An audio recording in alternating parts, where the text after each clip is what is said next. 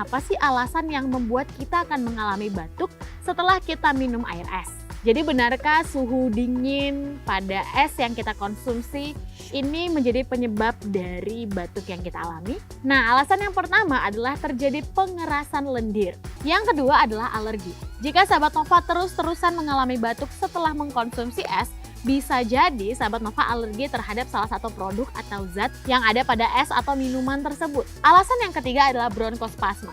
Jadi sahabat Nova, bronkospasma itu merupakan kondisi di mana mengencangnya otot-otot yang melapisi saluran udara secara tiba-tiba. Yang keempat adalah infeksi. Jadi sahabat Nova, salah satu alasan kenapa air es atau es yang dingin itu bisa membuat kita batuk karena bisa memicu adanya infeksi.